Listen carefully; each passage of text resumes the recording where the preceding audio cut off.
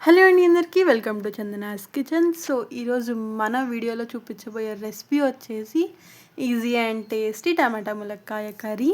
ఇది మాత్రం రెగ్యులర్ స్టైల్లో కాదండి, ఇది కొంచెం వెరైటీ స్టైల్లో చూడండి అండ్ మీకు నచ్చినట్టు ట్రై చేయండి. ఫస్ట్ అయితే ఒక గిన్నెలో ఆయిల్ తీసుకొని మనం ఏవైతే కట్ చేసి పెట్టుకున్న ములక్కాయలు ఉంటాయి కదా అవి కొంచెంగా వేగించండి. అవి లైట్గా వేగినాయి అనిపించినప్పుడు ఒక గిన్నెలోకి తీసేసుకోండి. తర్వాత అదే ఆయిల్లో కొంచెంగా జీలకర్ర అండ్ ఆవాలు, దాంతోపాటు మనం కట్ చేసి పెట్టుకున్న ఆనియన్స్ కూడా వేసి బాగా మగ్గిపించుకోవాలి. అవి మగ్గిన తర్వాత లైట్ కొంచెం గార్లిక్ అండ్ పచ్చిమిర్చి వేసుకోవాలి, మనం కారం వేస్తాం కాబట్టి.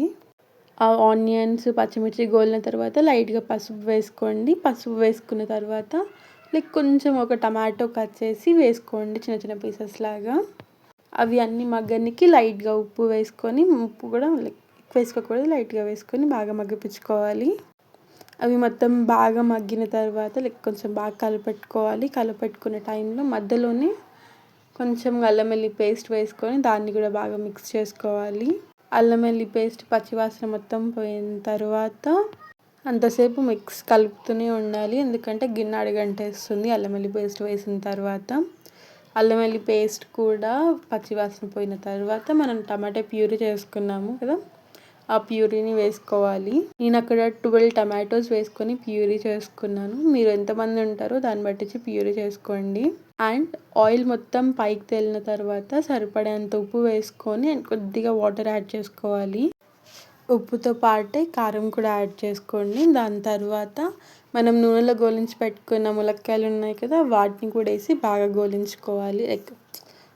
టమాటో ప్యూరీలో ఉన్న టేస్ట్ అంతా ములక్కాయలకు పట్టేలాగా ఉడికిపించుకోవాలి. తర్వాత హోమ్ మేడ్ మసాలా అండి, దాన్ని కొంచెం యాడ్ చేసుకోవాలి. దాని రెసిపీ కావాలంటే కామెంట్ చేయండి, నేను అప్లోడ్ చేస్తాను.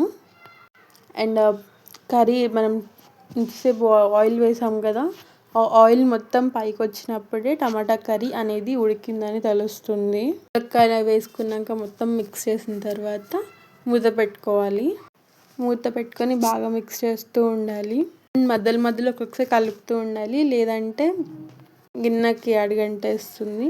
ఇంతేనండి, ఈజీ అండ్ టేస్టీ టమాటా ములక్కాడ కర్రీ రెడీ. ఈ టమాటా ములక్కాడ కర్రీ మీరు రైస్తో తిన్నా బాగానే ఉంటుంది, చపాతీస్తో తిన్నా కూడా చాలా బాగుంటుంది.